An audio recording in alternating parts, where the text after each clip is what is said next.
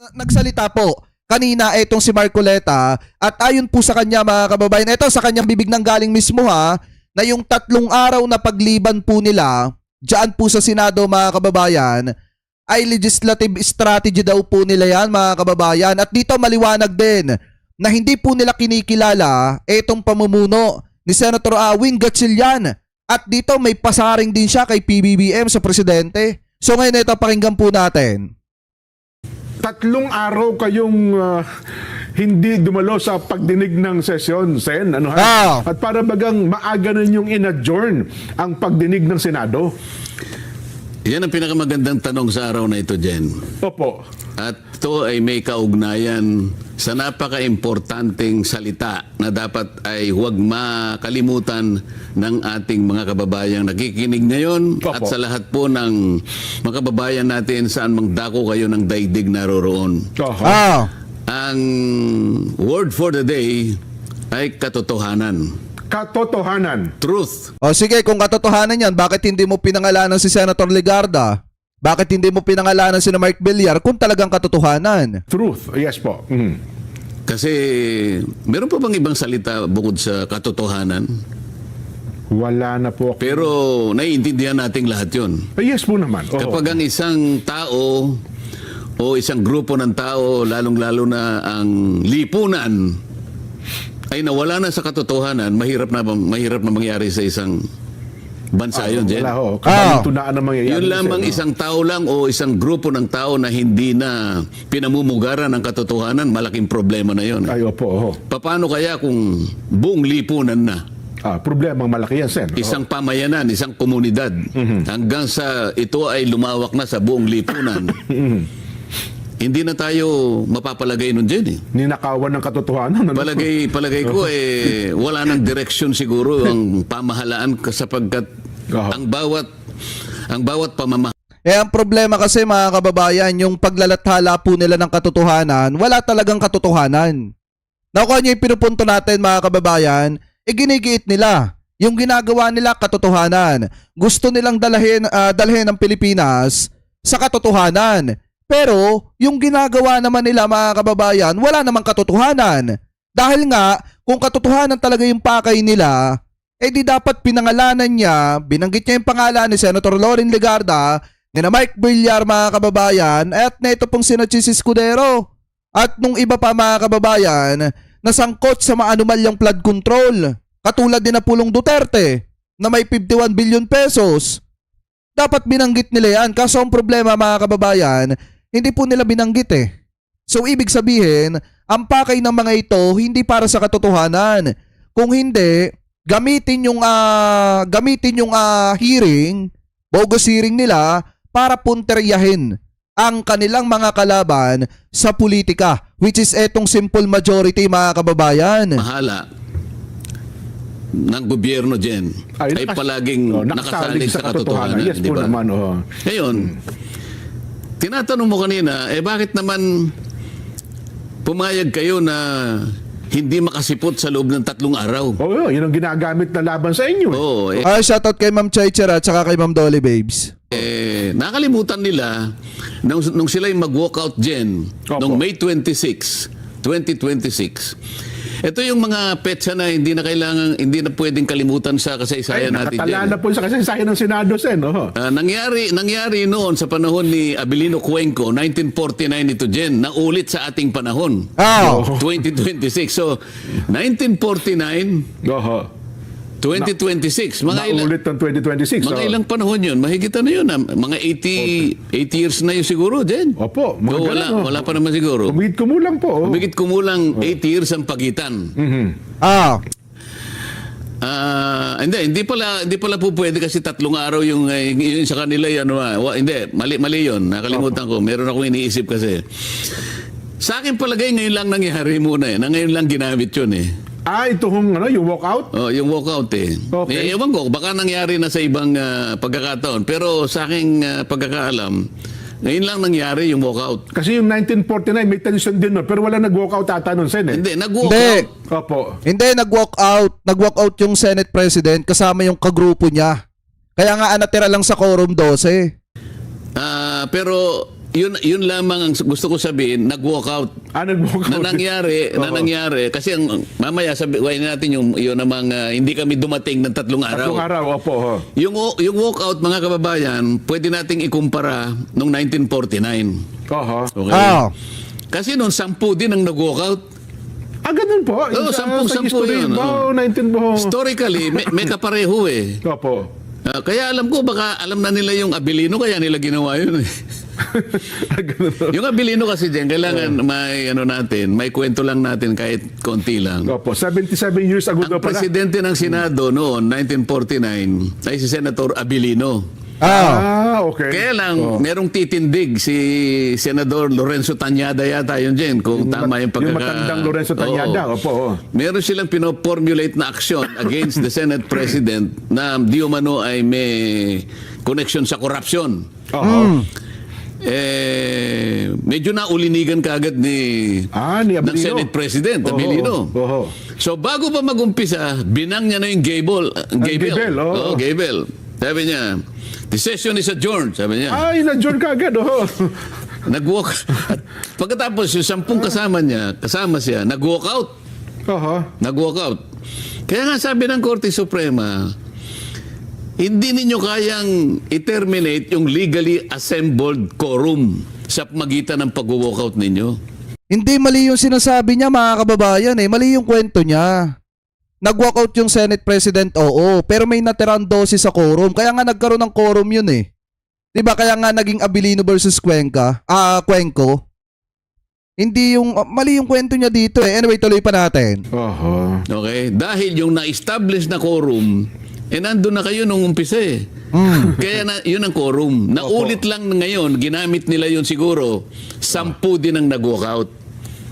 Nakukuha mo ngayon, ha? Baka Nakukuha mo. ginaya talaga nila pala, ano? O kaya lang mali sila dahil wala namang nawala sa amin. Oo nga. Si Senator Bato, hindi naman nila nadala sa The Hague. Opo. O, ngayon, mapapansin mo, kaya ganun na lang ang kanilang pagsasakit na makuha si Senator Bato. Oho, makulong. Para sa ganun, nung May 26, talagang akmang-akma ang Abilino versus Cuenco. Kasi kung matadala sa league, O, wala sa jurisdiction. 23 lang ang O, sana ngayon ay nasusubaybayan ng mga kababayan natin. So, yun. Hindi, pasok na talaga yon mga kababayan. Dahil si Jinggoy nga hindi na pwedeng pilitin na umatindang mga sesyon mga kababayan. Bakit nakakulong na siya eh? Diba nakadetain na siya mga kababayan at dinidinig na yung kasong plunder niya. Kaya kahit pupuntahin natin yung mga kababayan doon sa Sandigan Bayan, kailangan pa rin ipagpaalam sa korte kung papayagan ba siya or hindi na maka-attend mga kababayan dyan po sa Senado. Kaya nga kung titingnan nyo, ang naging bilang dyan, 23 na lang yung senators mga kababayan. Ngayon kahit nagtatago etong si Bato, isinama pa rin sa bilang. Alam naman natin ang majority ng 23, 12. Diba mga kababayan?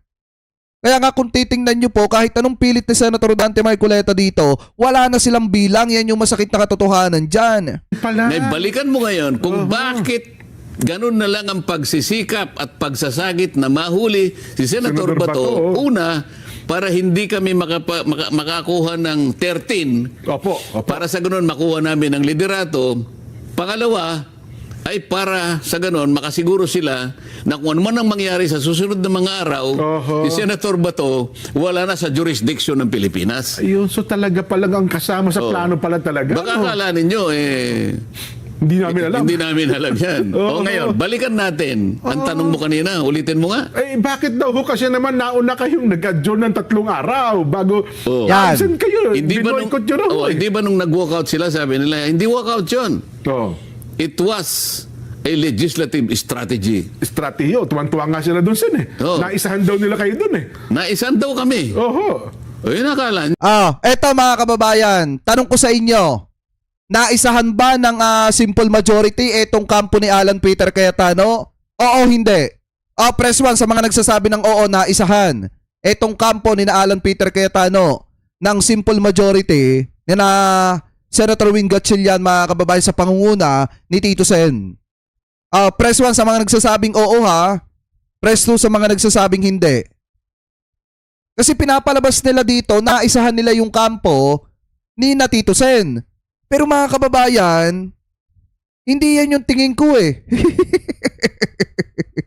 'Di ba? Hindi yan yung tingin ko. Ang tingin ko dyan mga kababayan, in my personal opinion, sila ang naisahan. Bakit kanyo? Wala na sa kanila yung chairmanship eh. Ang tawag na nga sa hearing nila, bogus. Ibig sabihin, hindi na nila kontrolado ang Senado. Ang may kontrol ng Senado ngayon, yung mga taga simple majority. Diba? Kasi nga, nakuha nila si Chis Escudero eh. Sila sa 10 na lang sila. Eto mga kababayang kabila, 12. Ibig sabihin, olats pa rin sila sa bilang. Nyo. O nung nag-walkout sila, kami naman, sila sabi nila nag-boycott daw kami. O, yun na nga, oh. Diyan hindi kami nag-boycott. Oho. Bakit wala kami? O, bakit nga po? Wala, 3 araw po eh.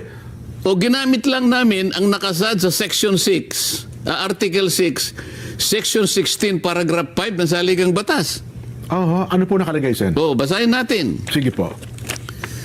Neither house during sessions of the Congress, Oho. Neither house, oh. either Senate Or, or the House of Representatives, Opo. bawat isa sa inyo, sabi niya, Okay, oho. shall, Okay. without consent of the other, adjourn for more than 3 days, Oho. nor any other place than that which the two houses should be sitting. Oh, itagalog mo. Oho. Hindi, mga kababayan. Yung ginawa nila, kahit pasabihin nilang nakasaad dyan sa ganyan, maliwanag naman mga kababayan na alam ni Alan Peter Cayetano na may trabaho silang kailangan gawin. Kung tutusin nga yung ginawa nila mga kababayan, lalo na yung ginawa ni Alan Peter Cayetano, pag-abando na yon sa kanyang trabaho. Kasi biglaan siya nawala eh. Diba ganito kasi mga kababayan yung nangyari. May pasok sila halimbawa ngayong araw. May pasok sila ngayong araw mga kababayan, pero sakto na ngayong araw ay naaresto yung isang colleagues nila na si Jinggoy Estrada. Ngayon mga kababayan, iilang oras na lang yung pagitan magsisimula na yung pasok nila. Ang ginawa nila mga kababayan, nung naaresto yung colleagues nila, hindi na po nila tinuloy yung pasok.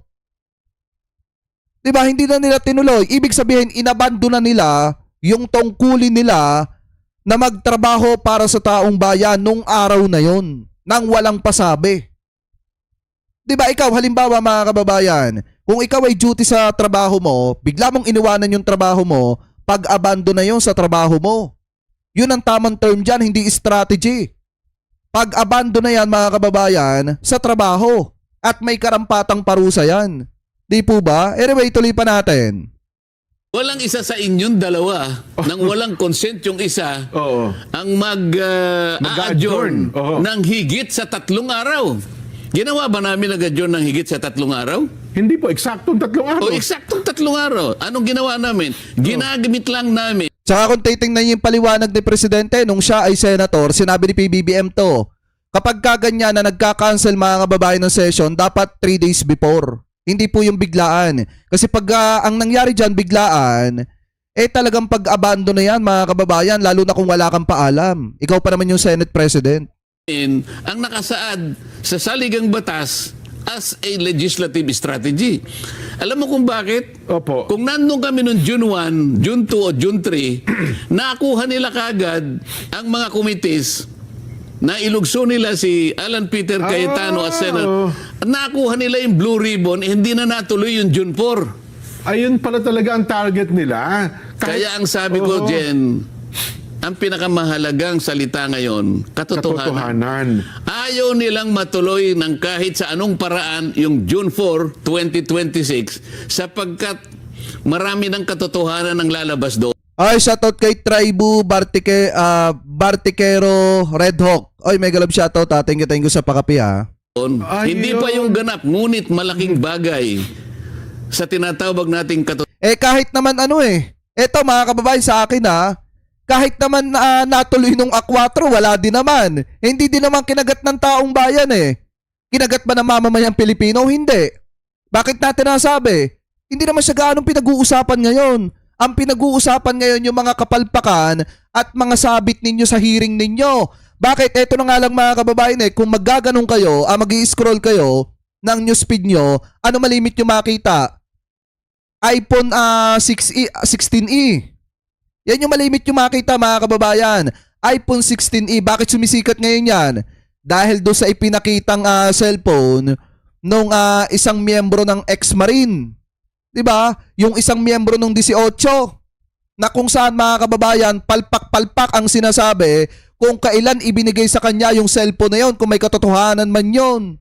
Saan ka ba naman nagkatala? Sabihin mo, binigyan ka ng cellphone 2024, lumabas yung iPhone 16e, 2025, March 2025 mga kababayan. Doon pa lang, huli na. Nasablay na at butas-butas na yung mga statement. Di po ba? Anyway, tuloy pa natin. Totohanan, ang unti-unti nang lilitaw. So kung ang mangyari pala, Sen, hindi mo nila makuha ang Senate President, magdideklara sila ng all committee chairmans vacant, makukuha nila ang Blue Ribbon Committee. Isa lang ang dumating sa amin doon, makukuha na nila eh. Yun Hindi, pala. isa lang ang dumating. So, ibig sabihin, wala talaga kayong tiwala sa mga kasamahan nyo. Yan yun, mga kababayan. Ibig sabihin, si Rodante Marcoleta, si Alan Peter Cayetano, walang tiwala sa mga kasama nilang senator diyan sa kanilang minority. Sa amin, mailulugso na nila si Alan Peter. Kasi 13 eh. Opo. Ayan.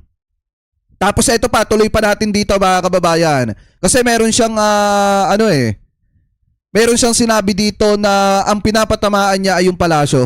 Ang gusto kong puntahan ngayon, Sen, sabi nila, hindi, kami ang kinikilala ng Malacanang eh. Kami ang... Kasi di ba sinasabi nga ni Senator Win Gatchalian na kinikilala na kami ng mga co-equal branch natin dyan sa Senado, sa Senate, which is etong Congress, etong ibang sangay ng gobyerno, mga kababayan, at lalo na itong executive, na pamumuno ko na ang kinikilala. Ibig sabihin, ang kinikilala na ng Malacanang, ng Kongreso, ay ito ng si Senator Win Gatchalian bilang acting Senate President. Ngayon mga kababayan, ito yung sinabi niya. Kinikilala ng Malacanang na legal. Ang pagkilala sa haligang batasan dapat kumilala sa iyo, hindi dapat kung sino-sino lang. Ang tingin niya sa palasyo kung sino-sino lang.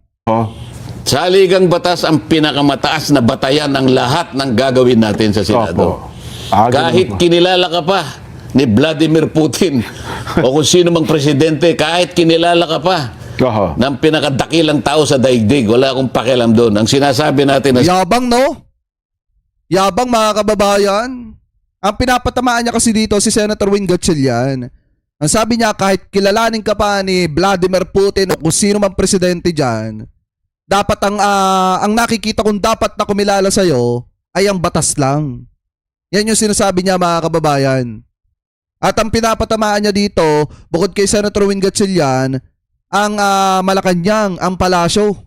sa haligang batas ang magbibigay sa iyo ng authority, ng legitimacy, ng legality ng lahat ng gagawin mo. Hindi ng kung sino-sino pa. Kasi merong isang nagsabi, nag-analyze kapag ikaw anya kinilala ng Malacanang, hindi nangangahulugan yan. Lahat ng sangay ng gobyerno ang kumikilala sa kanya, pati Totoo! ang mga law enforcement agencies. Hindi ba totoo yan, mga kababayan? Di ba kung kinikilala ng Malacanang yung pamumuno mo ng executive, natural kikilalanin ka din ng iba't ibang sangay ng gobyerno. Hindi ba totoo yan? Di ba totoo yan? Kasi mga kababayan, lalo na kapag ikaw ay isang Senate President at kinikilala ka ng palasyo na ikaw ang Senate President, natural yung under nun na parte ng gobyerno, kikilalanin ka din na Senate President. May mali ba dyan? Wala. Ngayon, ito yung sagot ni Marcoleta. Sa panig nila, pero sa Senate, hindi ganun eh.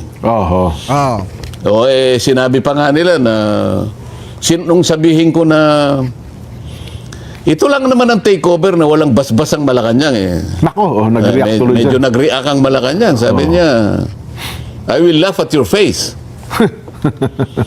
Kayo naman po, alam naman ninyo ito eh. Yan. Pakinggan nyo. Alam na ninyo ito. Since kopong-kopong po, hindi po pwedeng malagay ka na Senate President kung walang basbas ang Malacanang. Totoo. So ibig sabihin si Duterte pala nakikialam pala sa trabaho ng Senado at saka ng Kongreso nung panahon po niya na siya ang presidente. Kung nagtatanong lang ako kay Senator Dante Marcoleta ha. So ibig sabihin pag may inutos pala sa inyo si Duterte na halimbawa ipasara niyo yung ABS-CBN, tatrabahuin niyo talaga yon para maipasara. Dahil galit lang ang presidente sa ganon.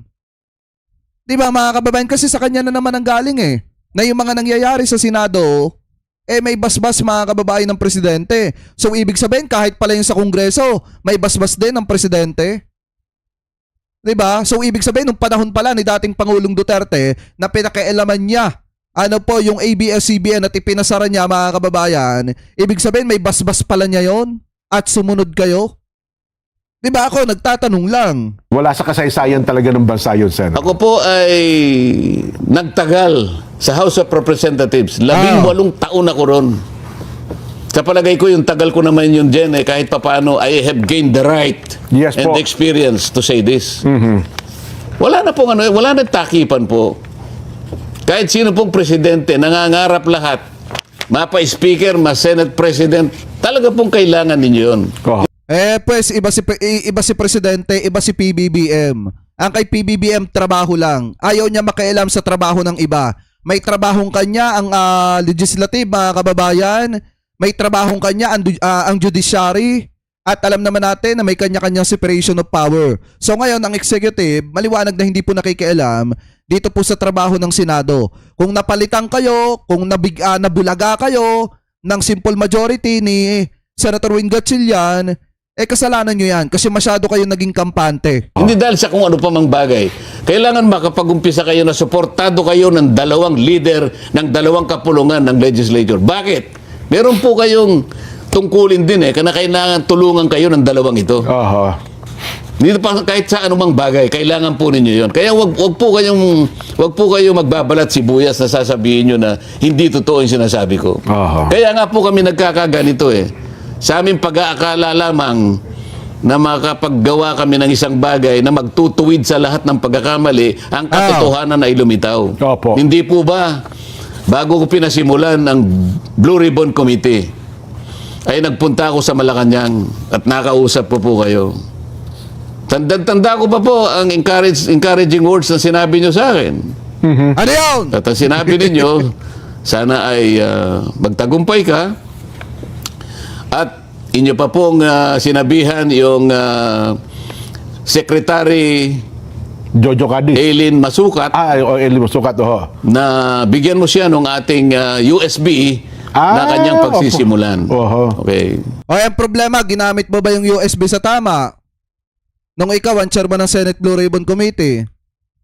Hindi. Bakit mga kababayan? Ano ba ginawa niyo sa mga diskaya? Di ba parang ang dating sa mamamayang Pilipino pag tinitingnan nyo yung investigasyon ni Senator Dante Marcoleta, pinoprotektahan niya yung mga diskaya? Di ba kaya nga naging questionable yung kanya mga binitawang, yung kanya mga ginagawa dyan po sa Senate Blue Ribbon Committee nung siya ang chairman? Kaya nga siya pinalitan ni Senator Ping Lacson, kaya din siya naging bitter dahil nga sa mga nangyari na yon. Pero kung ginamit niya lang sana sa tama, kung may katotohanan man siya na binigyan siya ng mga ebidensya ng gobyerno ni PBBM, ng executive, kung ginamit niya sana sa tama, di sana maganda yung direksyon ng investigasyon mo.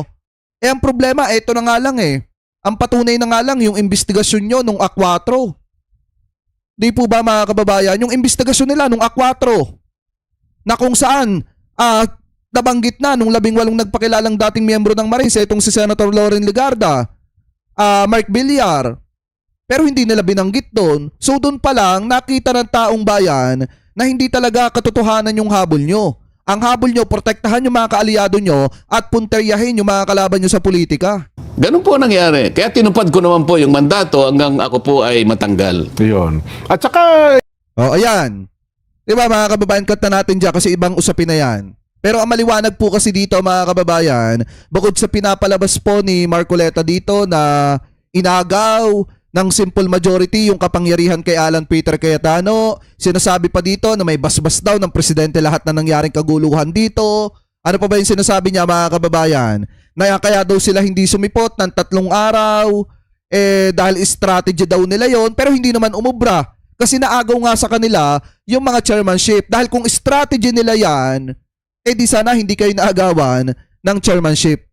Di po ba mga kababayan? Di sana naingatan nyo si former Senate President Chis Escudero na hindi mapalipat sa simple majority ni na Tito Sen. Ang problema, wala nabulaga kayo at hindi nyo matanggap na natalo kayo sa pagkakataong yon. Ano po? Anyway, mga kababayan, kayo po, ano po masasabi nyo? Hingil po dito sa usapin na ito. Comment below na lamang po ha kung ano po ang comment at opinion po ninyo.